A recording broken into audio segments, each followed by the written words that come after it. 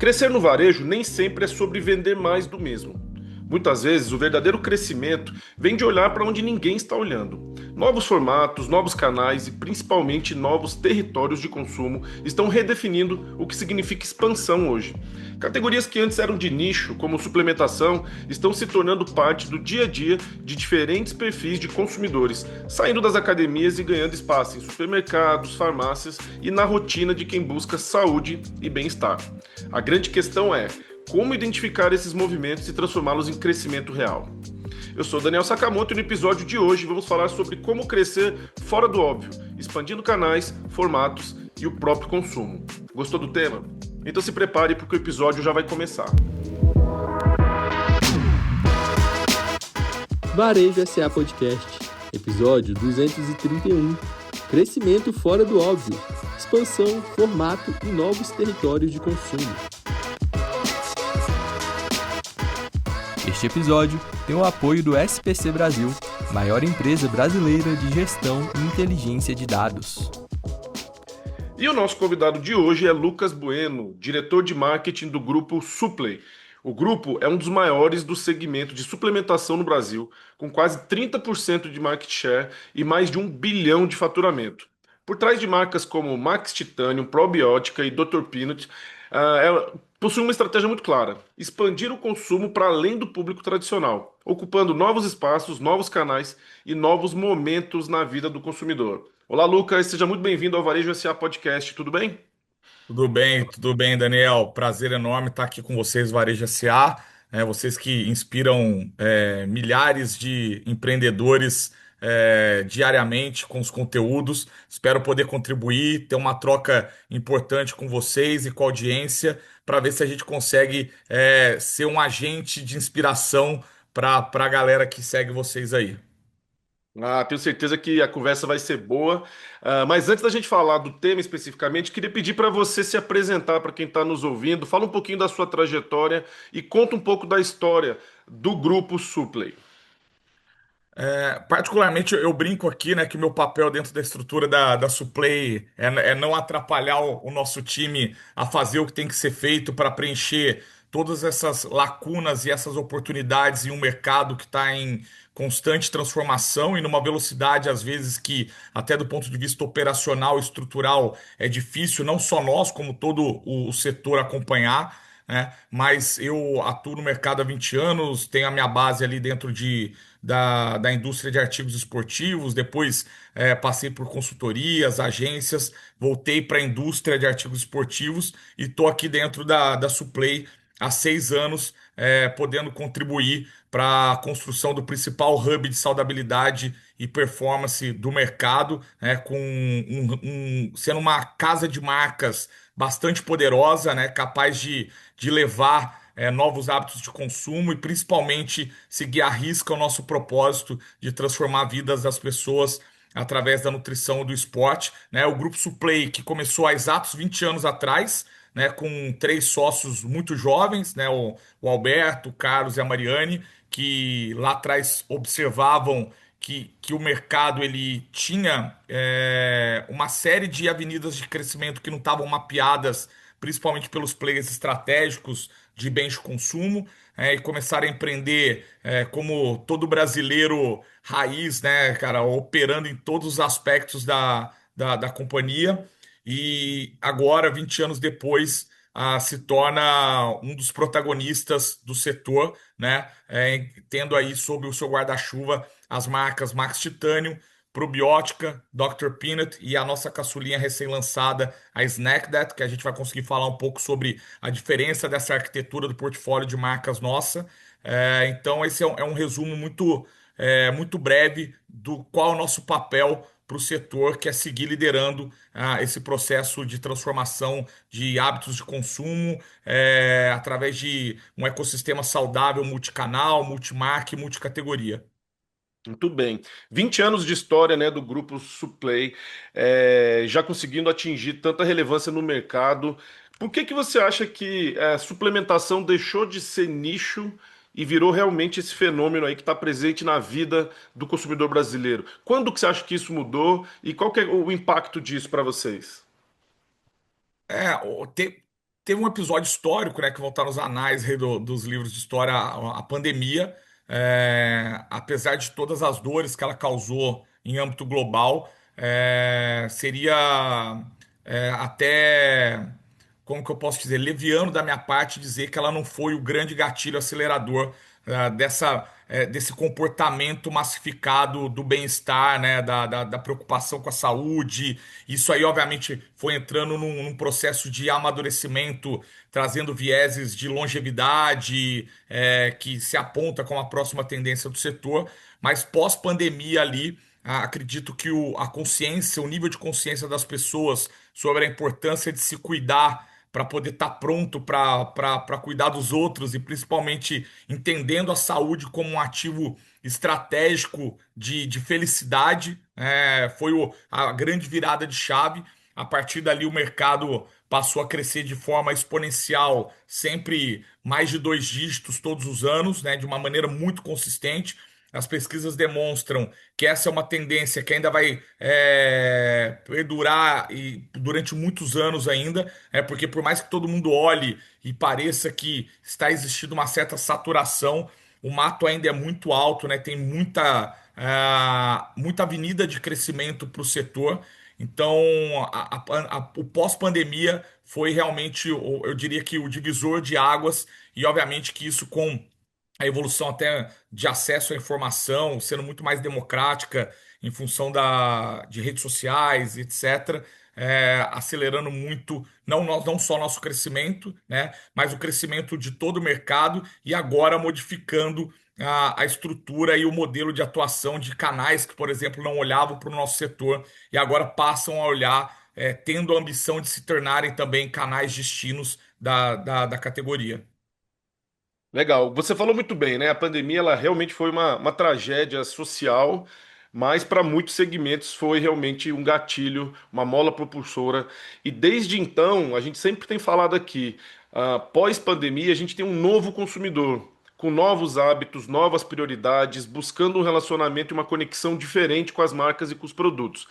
Isso foi legal porque abriu oportunidade para muita empresa, muitos segmentos, mas também trouxe desafio. Esse consumidor ele está cada vez mudando mais rápido, está mais difícil agradar esse consumidor. Qual que é a estratégia de vocês para conseguir se conectar com esse consumidor e lançando marcas que vai atingindo ali outras camadas? Fala um pouquinho desse desafio de atender essas expectativas e como que vocês estão lidando com essas marcas. Inclusive já apresenta o produto novo de vocês aí, como ele tem a ver com esse novo consumidor. Daniel, é bem interessante isso pelo seguinte: eu falo que toda a trajetória de sucesso e êxito ela carrega consigo um pouco de sorte e principalmente uma sorte que ela pode ser potencializada mediante atitudes corajosas de quem toma a frente para tentar capitanear um setor que tem um nível de complexidade alto. Se a gente for entrar em modelos de negócio, é um setor que tem baixa barreira de entrada particularmente, eu penso que o Grupo Suplay foi muito feliz quando ela olhou para dentro de casa, todas as suas fortalezas e as suas fraquezas de uma maneira humilde mesmo, de falar, cara, aqui a gente é bom, aqui a gente não é. E principalmente respeitou o fluxo natural para entender esse novo hábito de consumidor, que é um olhar realmente que importa, que aqui internamente a gente chama de fã, né? A gente intitula como fã, que é o consumidor e o shopper, e começar a tomar as decisões muito mais sob o olhar, a ótica desse fã, do que propriamente do que seria interessante para a gente do ponto de vista de modelo de negócio, né? Isso fez com que a gente tivesse um comportamento bem diferente de eventuais concorrentes ou de outros players que estudavam entrar dentro da nossa categoria.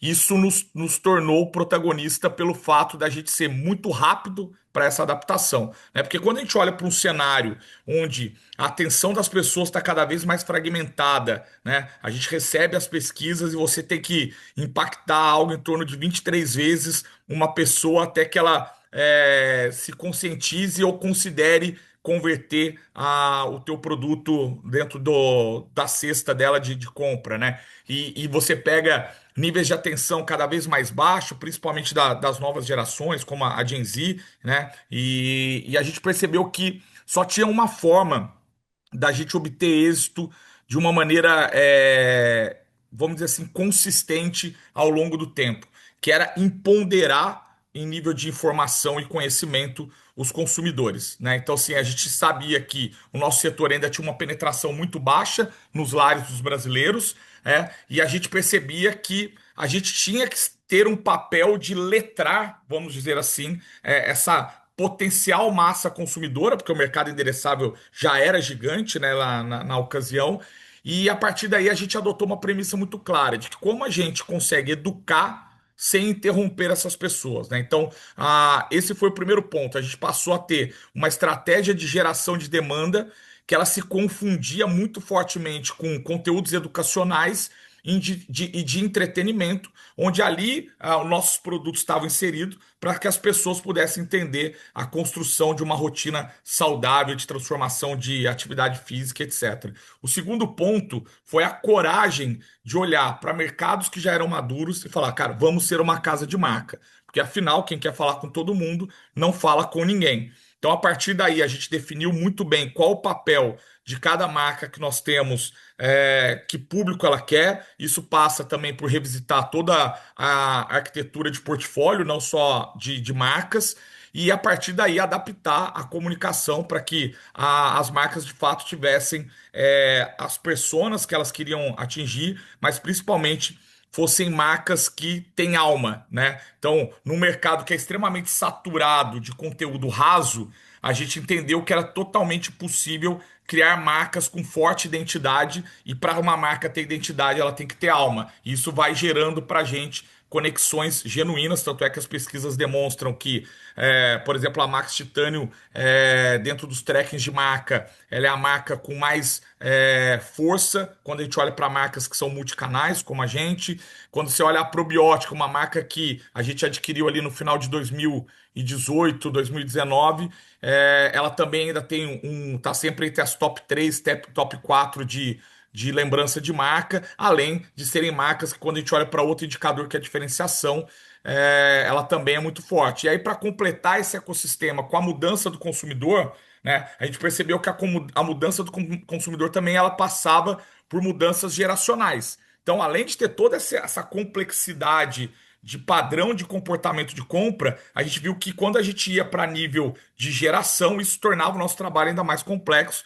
E aí foi aí que surgiu, por exemplo, a Snack That, que é a nossa marca caçula aí, tem 45 dias, que é uma marca que ela foi totalmente desenhada desde a comunicação, perfil de produto, estrutura de distribuição, etc., para conseguir ser uma marca mais próxima da Gen Z, que tem características muito particulares comparado com outros públicos que a gente já atende. Obviamente que o Gen Z também consome outras marcas nossas, mas, assim, dá para mergulhar bem porque é bem complexo e densa essa discussão sobre como a gente conseguiu, através dessas atitudes de 5, 6 anos atrás, sedimentar, pavimentar uma estrada para que a gente obtivesse êxito que a gente tem hoje, né?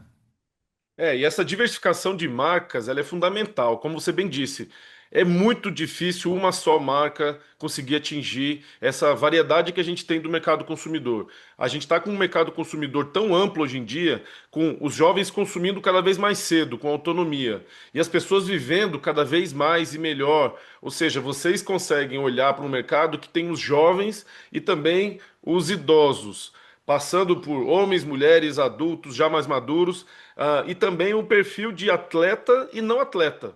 Isso é difícil, então essa segmentação ela tem muito dessa estratégia de vocês, né? Tentar atingir cada um da sua maneira, né, Lucas? E a gente percebeu ao longo do tempo que quando você vai para uma. Obviamente que existem, né? A escola clássica tem essa definição de segmentação, e dentro da escola clássica você tem pilares que te ajudam a construir estratégias vencedoras, mas a gente percebeu que mais do que olhar isso, de parte geográfica, faixa etária, gênero, a gente começou a construir muito mais em narrativas que refletissem similaridades atitudinais, né? Então, hoje as nossas marcas elas têm muito essa característica de, às vezes, por exemplo, sei lá, eu gosto de dar o exemplo da Max Titânio, né? Que para mim é uma marca que tem uma alma absurdamente reconhecida pelos fãs, né? É uma marca extremamente viva.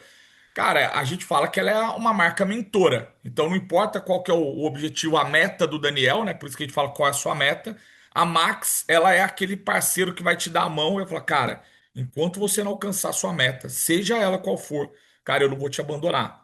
Eu vou estar contigo. E obviamente que tudo que ela constrói em termos de narrativa, de comunicação e até como a gente desdobra isso em produto, ela tem essa característica para preservar esse papel dela de ser uma marca realmente mentora das pessoas, uma aliada de transformação. Então, quando a gente começou a perceber que um hub de marcas nos daria a possibilidade de criar essas narrativas, como por exemplo a probiótica, ela fala de conquistas reais, né? Porque o que é uma conquista para mim não necessariamente é para o Sakamoto, né? Então, isso faz com que a gente consiga, numa marca, ter mais amplitude de comunicação, na outra a gente venha com uma comunicação um pouco mais inspiracional, na Dr. Peanut, por exemplo, a gente venha muito falando de indulgência, de sabor sem culpa, na Snack That de saúde sem drama, né? Sem trazer muita questão científica, é muito mais sobre não ter claims do que ter muito claim ali de feature de produto.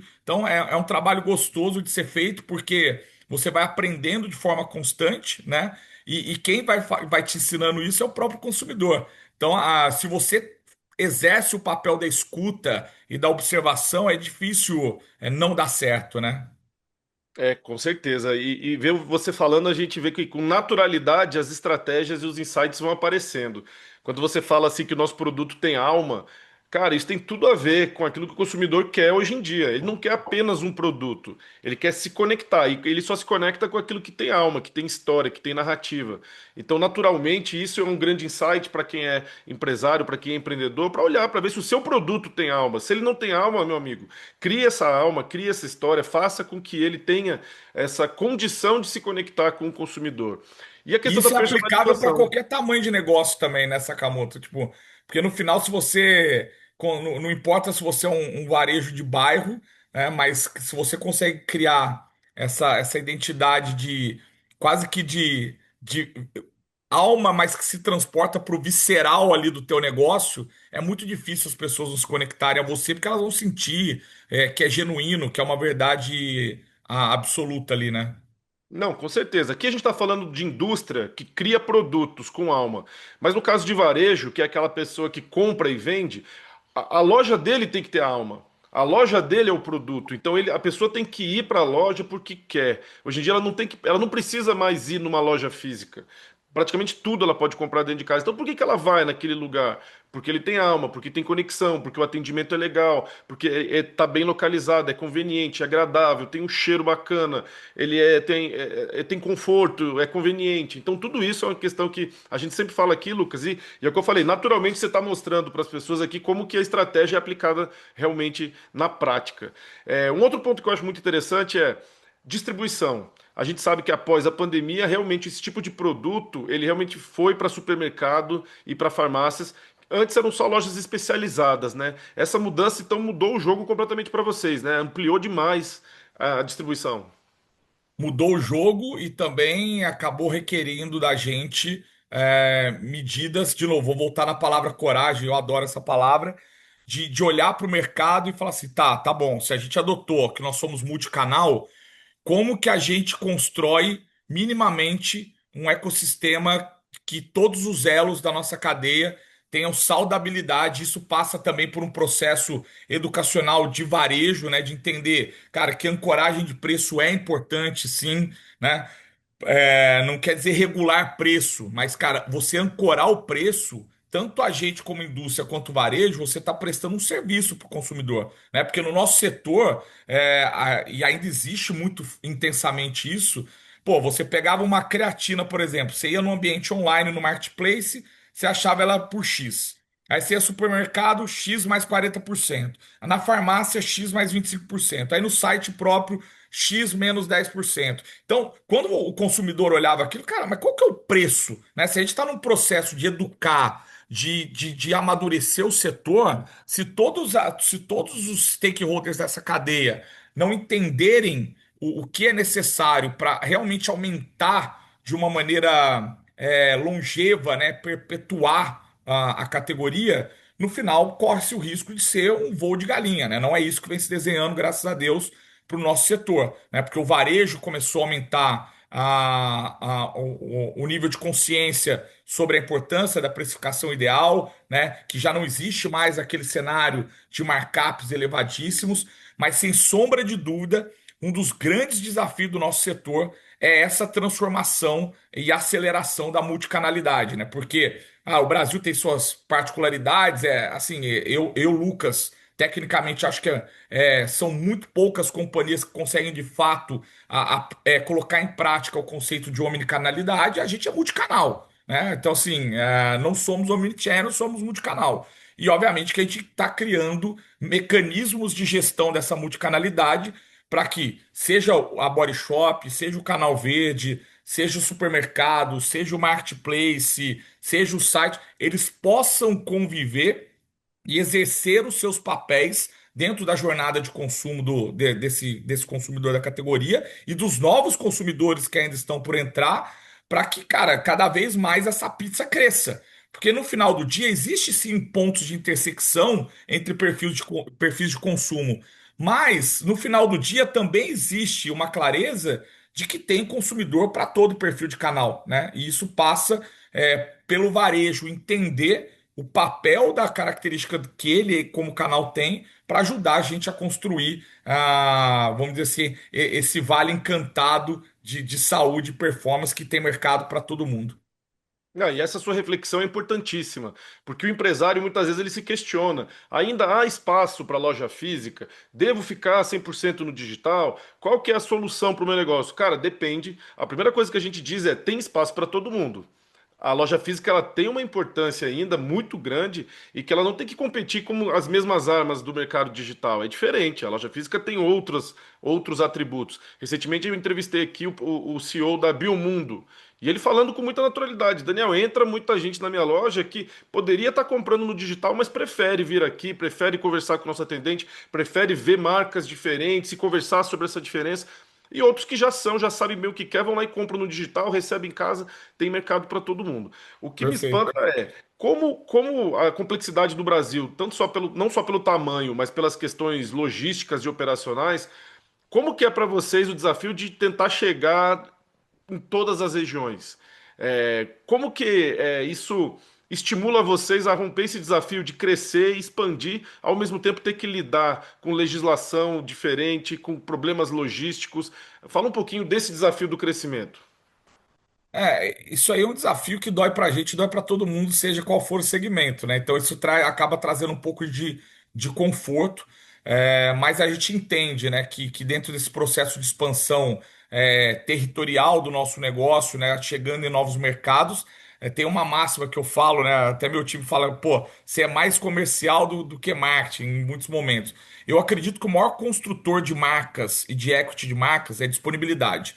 Então eu falo assim, distribuição, marca forte é marca disponível, né? Porque, cara, é natural, assim, a gente, eu falo que antes de sermos executivos, você, qualquer um, a gente é consumidor. Então, assim, cara, você começa a ir num lugar, você vê uma marca. Aí você foi em outro lugar, você viu essa marca. Você fala, caramba, essa marca, meu, os caras estão bem, né? Então eu brinco muito com o nosso time de vendas e com o nosso time de marketing, produto, com a companhia inteira. Falo, cara, a gente tem que tropeçar nos nossos produtos. Obviamente, com uma distribuição, uma estratégia de distribuição bem definida, seja por segmentação de canal, seja por segmentação de portfólio, mas o processo de ganhar capilaridade, tanto. Porque assim, é natural você primeiro ganhar corpo, ganhar relevância de mercado atuando na ponderada, né? Mas o que vai te tornar realmente democrático e acessível é a partir do momento que você está muito bem estabelecido na numérica. E aí você passa a ter estratégias de ter os parceiros ideal de canal, os melhores parceiros de canal indireto, seja segmentado para um determinado canal como alimentar ou farma. Então, acaba criando-se, vamos dizer assim, a companhia criando tentáculos de parceiros que tem esse papel de acelerar nosso processo de expansão para novos mercados, porque o Brasil é gigantesco, realmente não é simples operar e ganhar território, mas a gente acredita que para a gente continuar exercendo esse papel de transformar a vida das pessoas através da nutrição e do esporte, não passa só por empoderar através de conhecimento, mas sim de acesso, né? E o acesso mandatoriamente acaba dependendo de uma distribuição bem feita. E a presença em todo lugar é sim uma estratégia de marketing. Você vai reforçando credibilidade, autoridade, relevância a partir daquilo que você falou. O cara vai num lugar ver sua marca, vai no outro ver sua marca, vai no outro ver sua marca. Naturalmente você não está dizendo nada, basta você estar presente que você está dizendo muita coisa implicitamente na cabeça do consumidor, a sua marca se torna relevante. Então, acho Sem que é o que dúvida. você falou, distribuição, comercial e marketing andam junto, sem dúvida E não alguma. basta distribuir, né? Você tem que estar bem executado, né? A gente fala que assim, tem que ter uma obsessão por execução absurda, assim. Isso sempre aliado, e é importante quem está nos ouvindo não deixar de esquecer, sempre aliado à qualidade do produto. Não Ah, isso aí a- é essa é obrigação. a premissa. É a É premissa. obrigação.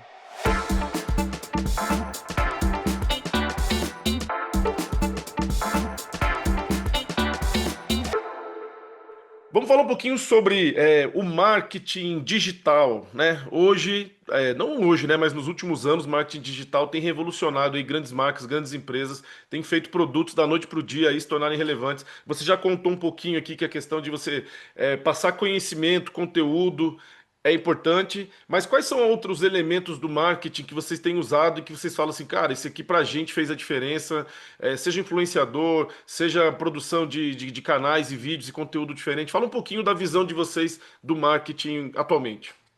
A gente tem uma piada interna que a gente fala que, na verdade, antes de vender suplemento, nós somos uma grande produtora de conteúdo que, by the way, tem os melhores suplementos do mercado, né? Então, a nossa estratégia de geração de demanda ela é muito ancorada em branded content. Obviamente que para isso a gente tem um pool de influenciadores, de patrocinados, atletas, creators, e hoje a gente tem até a base de consumidores que é uma comunidade que produz conteúdo porque é fã da marca e também gera demanda tanto para os canais proprietários quanto para o varejo físico, né? A gente tem, por exemplo, na probiótica, né? A gente percebeu que a indústria de suplementação e saudabilidade olhava muito para as prescritoras, as nutricionistas, os médicos, e a gente percebeu que tem uma classe que é super importante para transformar a vida das pessoas, que são os profissionais de educação física, né? Então a gente tem uma comunidade hoje com mais de 4.000 profissionais de educação física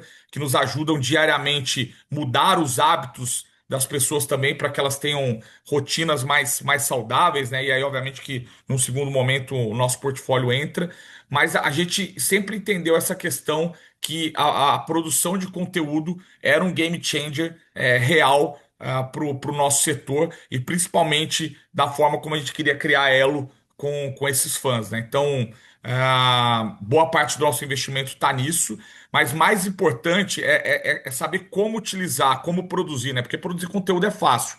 E aí, há 3 anos atrás, né, a Suplay sempre foi uma empresa muito aberta, né, pela característica dos acionistas, a ser, cara, quase como um campo de teste de novas tecnologias.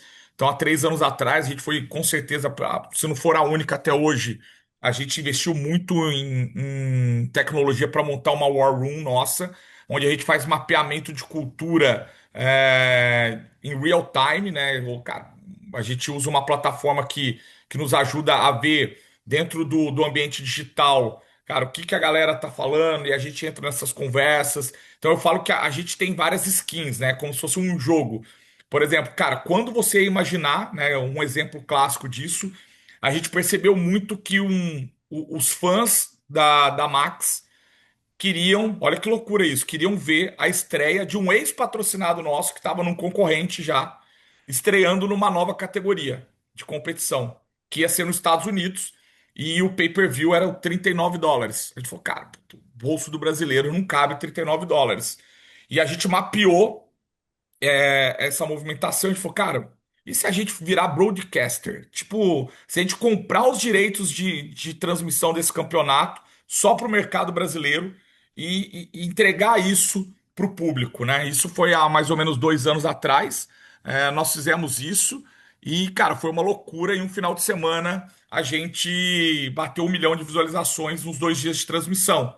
Então, a gente pegou um ativo de um concorrente E a gente simplesmente falou, cara, a gente tem que respeitar o fã. O fã quer ver o cara estreando, não importa se ele tá na minha marca ou não. Então eu vou ser o viabilizador disso, né? E aí depois disso, outras marcas passaram a fazer isso. Ah, pô, fulano vai competir lá, é patrocinado meu, vou comprar o direito de transmissão e trazer para o mercado brasileiro. Então, a gente tem muito essa autonomia e essa leitura através de tecnologia sobre, cara, qual que a gente fala assim, como que a gente se pluga na cultura da nossa comunidade, né? Então, isso para a gente foi também um divisor de águas absurdo, porque a plataforma que a gente usa, a gente ajudou a aprimorar o produto, né, deles. Então, é uma IA que aumentou nossa produtividade criativa, aumentou nossa rentabilidade na compra de mídia, e aí realmente a gente monitora isso o tempo todo para conseguir, dentro do ambiente digital, não fazer só o arroz com feijão, que é contratar influenciador e colocar ele para falar dos produtos, né? Então é literalmente criar narrativas que viram produtos, né? Então, por exemplo, a gente já mapeou, por exemplo, agora a gente acabou de fazer na Arnold o Bitelo, né? Não sei se vocês conhecem o Bitelo, figura aí, cara, super estourada no digital. E a gente criou um promo pack, porque o Bitelo é famoso pela força. Cara, a creatina tem o papel de melhorar a força. E a gente fez um promo pack que era uma creatina de 500 gramas com um pré-treino para a pessoa ter disposição para ir para treinar. Então, tava dando um boost para ele treinar e tava ajudando essa pessoa. E quem trouxe isso era tudo a narrativa em cima da temática do Bitelo e da força que ele tem. Todo mundo fala que ele é o mais forte que tem aí no Brasil hoje. Então, é ter escutativa, né? Mas isso que você está falando é interessante porque é realmente além do básico, é além do arroz com feijão. Então, para quem nos acompanha, é importante entender isso. Se você não está fazendo nada de relevante no digital, é óbvio que é importante começar com o arroz com feijão.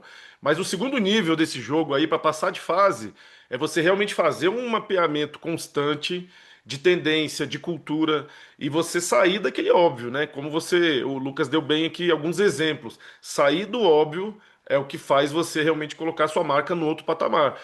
Não é à toa que as marcas que vocês representam, elas são vistas como marcas diferentes, marcas inovadoras. Eu acho que a concorrência vem atrás, sempre mapeando isso. Isso é um sinal de que vocês realmente estão na liderança. Mas isso não é por acaso. É utilizando tecnologia, utilizando inteligência artificial e muita visão de mercado, né, Lucas? Você falou um ponto que eu acho que é interessante, que é os donos da marca dão espaço para essas experimentações. E a gente sempre fala aqui que o varejo hoje precisa muito dessa coisa de testar. Testa rápido, se for para errar, erra rápido, mas não fica esperando o momento certo para tudo, nem você tá 100% seguro para você tomar uma atitude. Você também capitaneia um time que tem essa coragem toda. Acho que isso é interessante a gente abordar, né? Isso é reflexo de cultura de companhia, né? Então, obviamente que isso aí vem desde os sócios fundadores, né? Que quando começaram o processo de profissionalização da empresa, se não me engano, há 6 anos atrás, é, deram essa autonomia e falaram, cara, o nosso mercado é dinâmico. Então é melhor a gente errar primeiro que todo mundo e corrigir primeiro que todo mundo, porque se a gente acertar, a gente vai acertar primeiro que todo mundo, né? Então, assim, e isso nos trouxe. E às vezes coisas que são até, cara, básicas, sabe, ô Sakamoto? Vou te dar um exemplo. Eu lembro que quando eu entrei na companhia, eu falava assim, eu tinha muita coisa de bens de consumo de alto giro na minha cabeça. Eu falei, gente, por que que a gente não faz Promopec que vem pronto direto da indústria? Puta, é uma baita dificuldade operacional, ferra a produtividade. Eu falei, cara, mas se a gente for pilotar o negócio pensando de dentro para fora, cara, talvez a gente não vá capturar todas as oportunidades que o mercado apresenta pra gente, né? E eu lembro que a gente começou tímido lá atrás, nosso primeiro promo pack era num saco com impresso que via uma camiseta.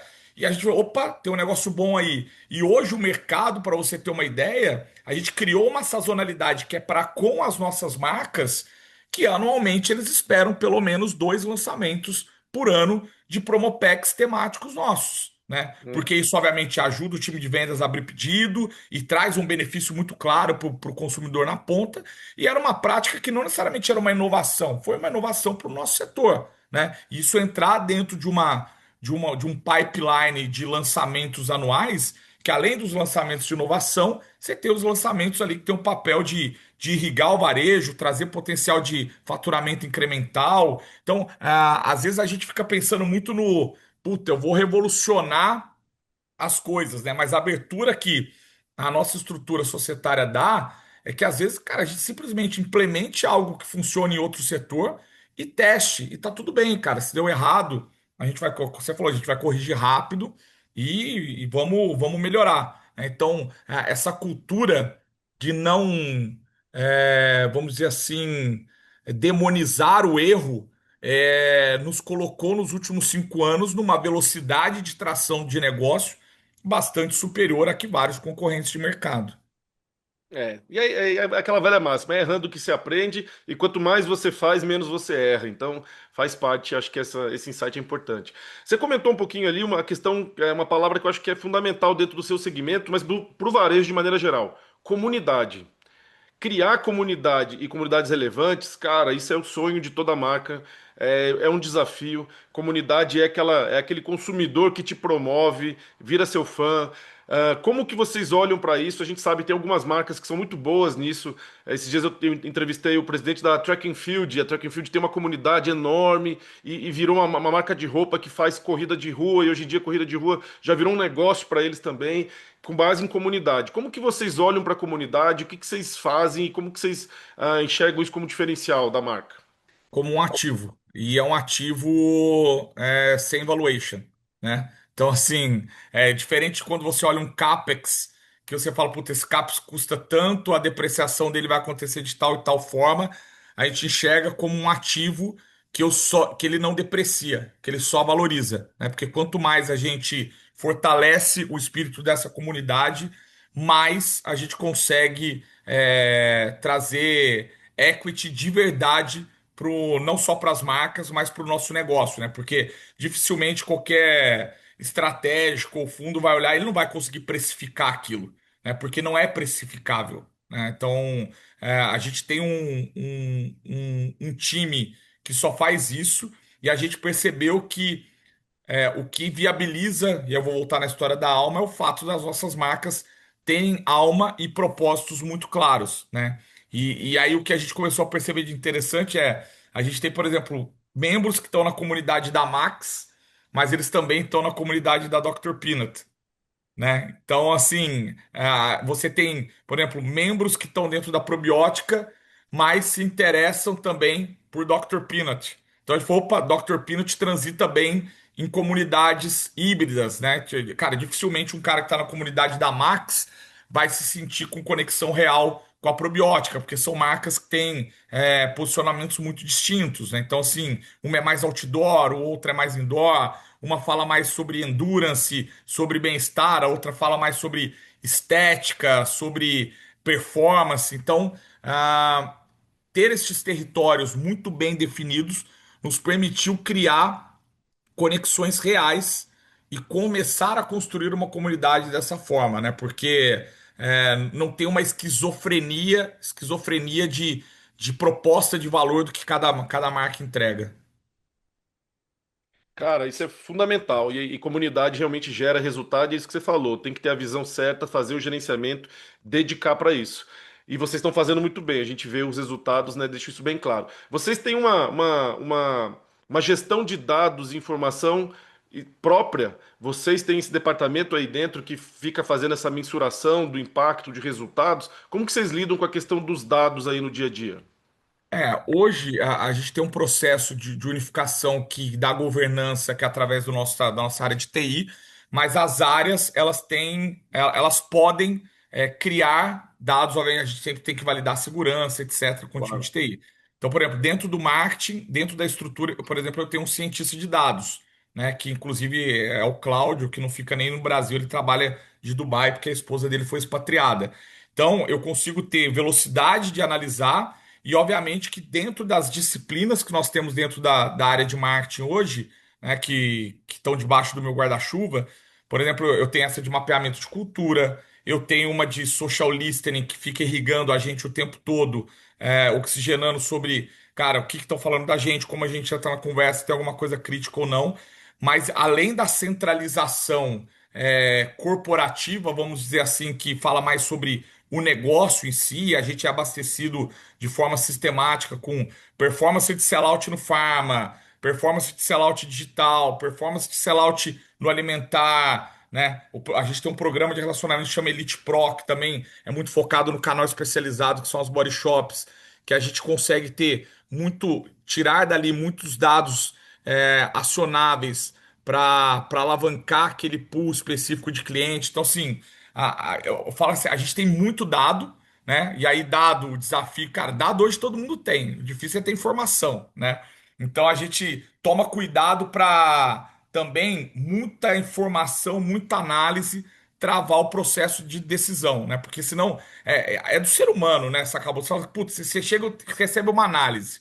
E aí vem, pô, mas se cara, aí a análise gera uma outra análise. Aí que gera uma outra análise. Então, chega uma hora, e aí eu brinco muito, né? E aí, falando especificamente de marketing, que eu falo que quando a análise da análise virou uma outra análise, cara, tem que entrar a tomada de decisão com base em intuição e instinto, que também tem repertório que foi construído para você ter intuição, né? Tua intuição não vem do além. Então, essa é a provocação que eu faço, mas a gente, como companhia, tem muito acesso a dados, informação, e obviamente que isso também vira um cinto de segurança para que no nosso crescimento a gente não bata de frente num muro e saia meio azucrinado, sabe? É isso, dados para ajudar na tomada de decisão, fundamental. Acho que esse é o caminho. Bom, vamos falar agora um pouquinho de futuro, de expectativa. Como que tá a expectativa de futuro aí do grupo Suplay e também como que você enxerga o futuro desse mercado, mercado de produtos saudáveis, de suplementação. Vamos falar um pouquinho o que que vocês estão enxergando aí pela frente.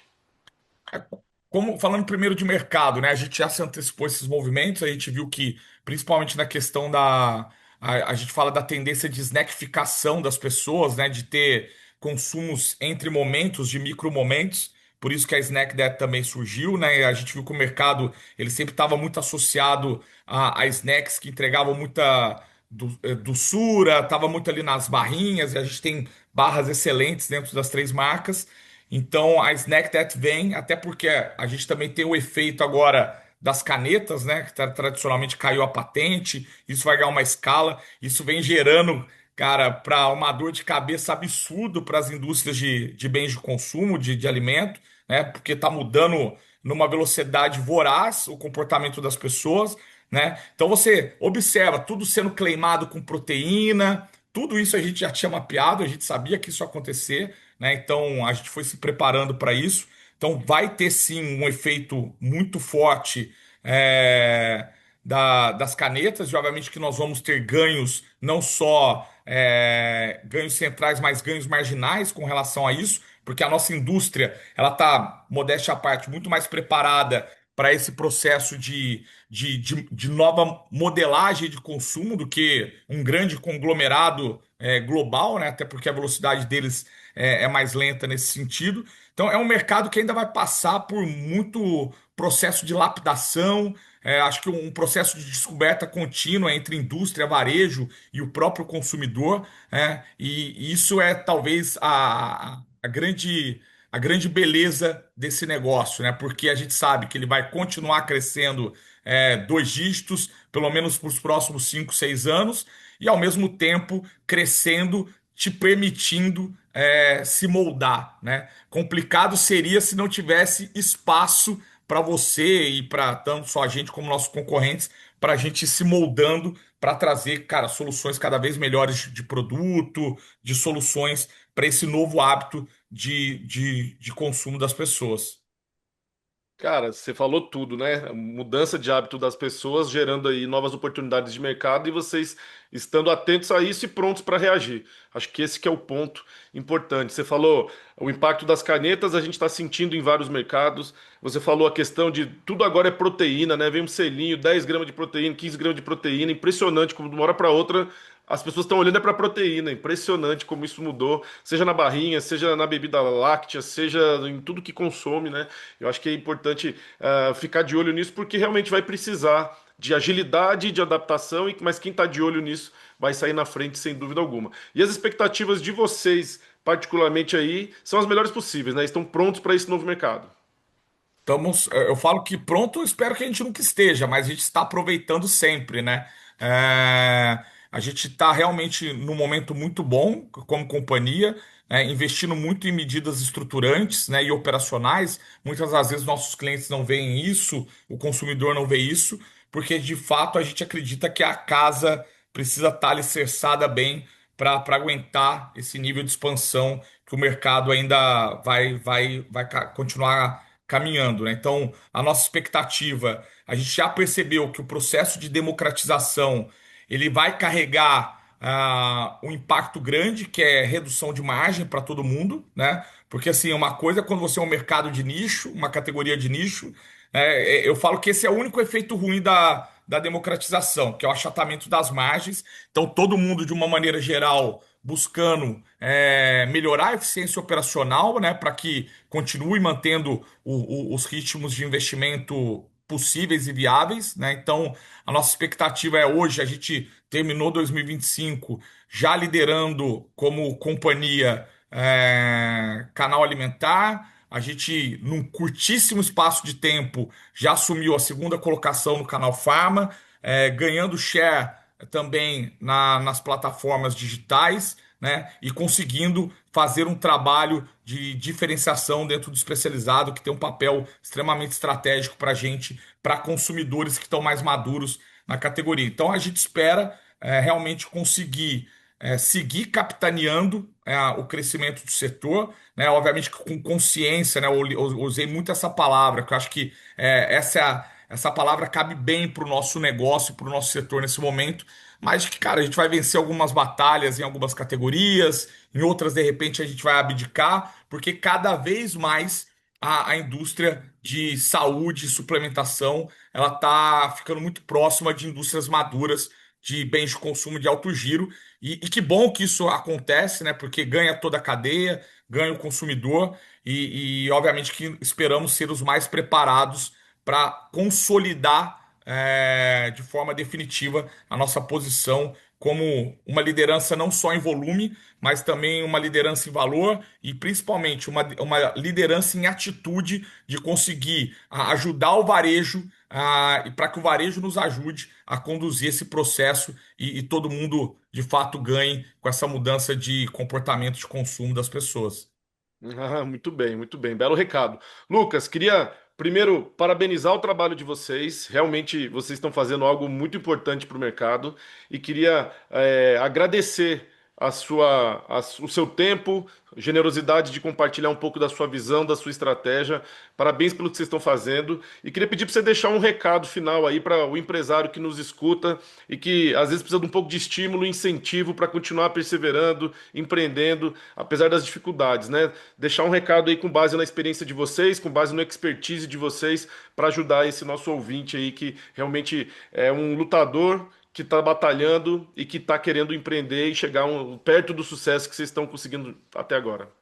Sakamoto, eu que agradeço o espaço aqui do Varejo SA para a gente falar um pouco de Grupo Suplay, falar um pouco da categoria e de forma bem simples a mensagem que eu troco todo dia com o time e eu me orgulho disso cara, realize, né? Assim, faça de novo, porque quem se apresenta realmente é quem muda o jogo e às vezes é natural, né? Principalmente quando a gente pega cenários econômicos como a gente tem vivido atualmente, a tendência do ser humano é dar uma paralisada, né? Então, cara, realize, né? Que quem realiza transforma, então isso todo empreendedor carrega consigo essa vontade de dar vida às coisas. Então, essa é a minha mensagem aí para a turma. Obrigado, ótima mensagem. Bom, e esse foi o nosso bate-papo com Lucas Bueno, diretor de marketing do Grupo Suplay, principal hub de marcas de saudabilidade e performance da América Latina. E se você gostou desse episódio, não deixe de curtir, de compartilhar e de se inscrever no nosso canal para ser notificado quando o próximo programa for ao ar. Na semana que vem tem mais, um abraço e boas vendas!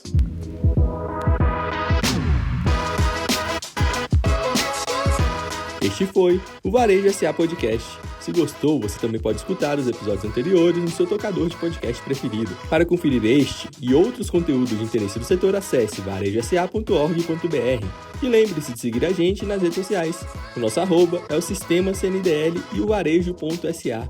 Já no YouTube, procure por CNDL Brasil e Portal Varejo SA para nos encontrar.